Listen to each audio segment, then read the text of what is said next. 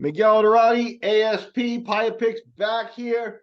And we're checking in Sunday. We're going to give you a post parlay wrap up here. And let me tell you that ASP has saved the day once again. Let's go. Well, hey, look, we kind of mentioned this. UFC is a little trickier. Your pick with Yusuf looked great in that first round. I mean, listen, he put it to him. It's a 10-8 round. I thought it was over, and we were going to be sliding home to victory fairly easily.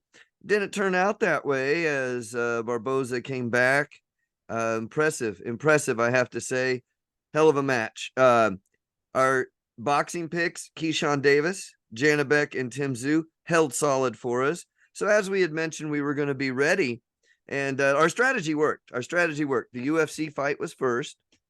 And so we wanted that juice. And if it hit, great. And if it doesn't, we were going to have, whatever you liked as a backup. Now, if you follow along, shout out again to Prop Gurus and Glizzy Bangers, two Discords I'm pretty active on.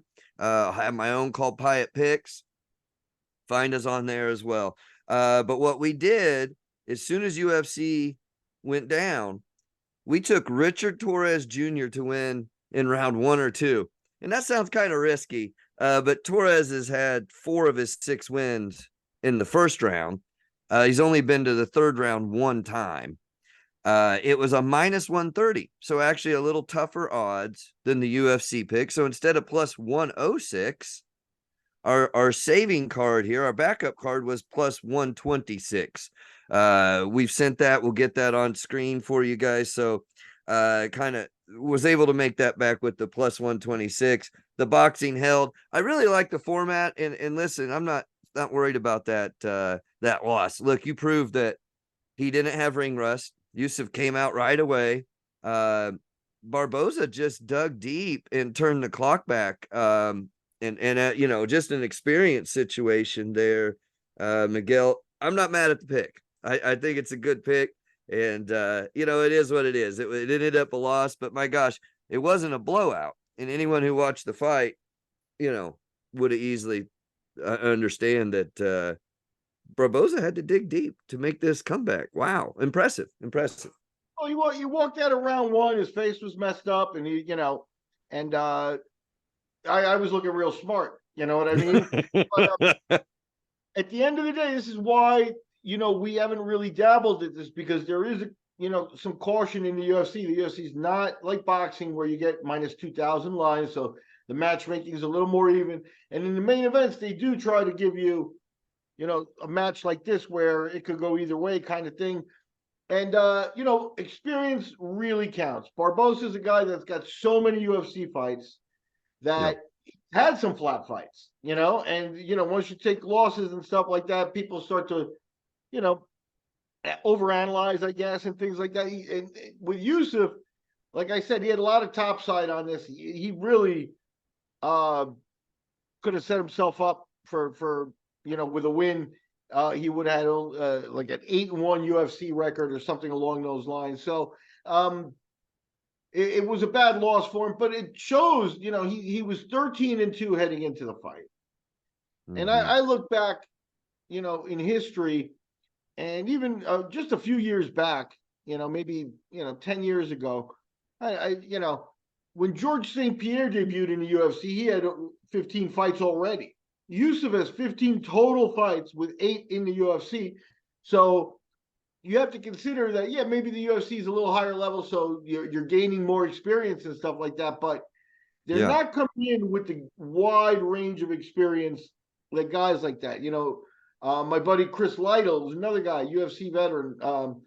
How many fights did he have before he got into the UFC? Or he may have gotten an early UFC and then come back for the long run afterwards, but he had 30-some fights, Right. And that's the type of guy Barboza is at this point. Barboza is a guy with like 40 fights, and people have put it on him before. And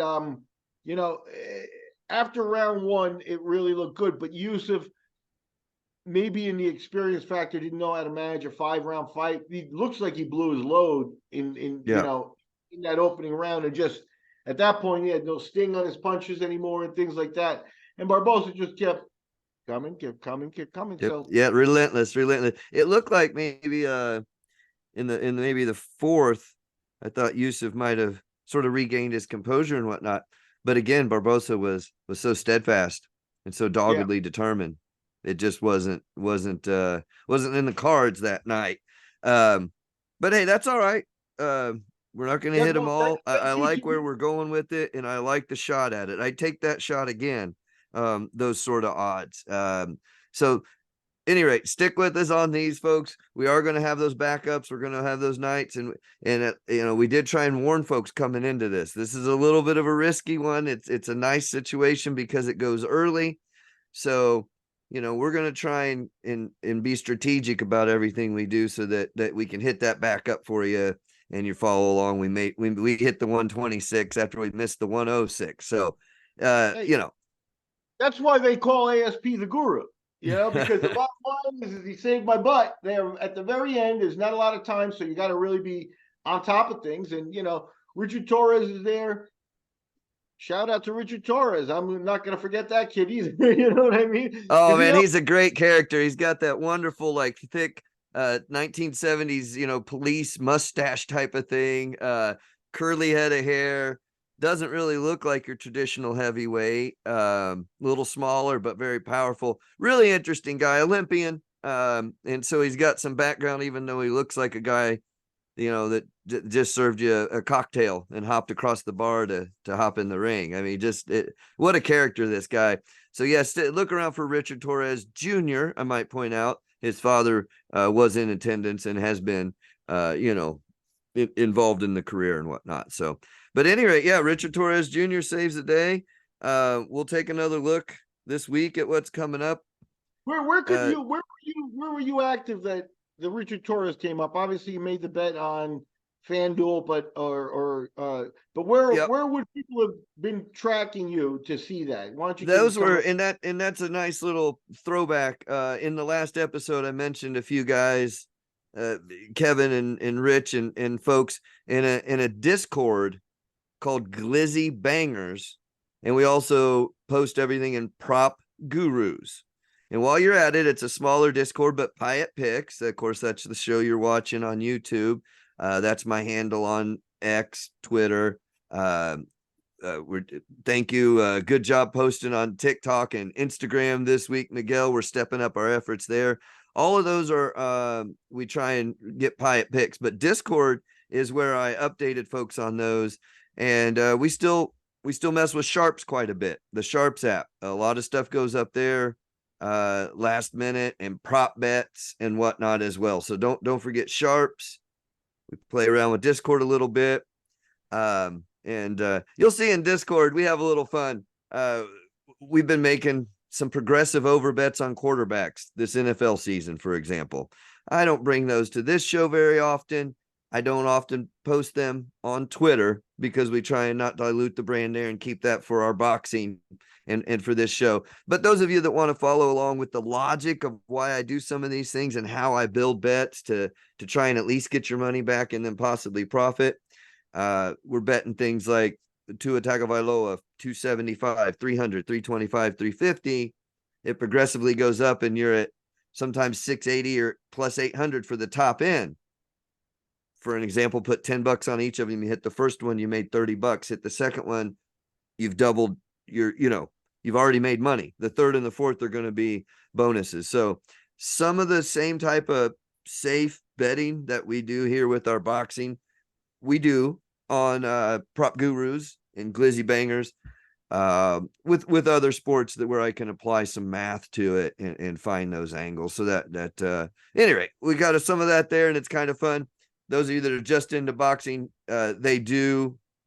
Discord is broken down on these servers with baseball, your boxing, your football, so you don't have to pay attention to any other picks. Just click on and click on boxing, sometimes boxing/MMA, and see what guys are thinking. It's a pretty neat little model, and a place we can bounce some ideas around, and maybe bring some stuff back. But yeah, we just have a fun time with it, man. That's neat. So yeah, Discord and Sharps. That's the main places, along with all the others where you can see the video but that last second stuff isn't going to hit the video, you see. So yeah. Yeah, exactly. And that's the thing is the video kind of leaves you like, okay, it went wrong. Now what?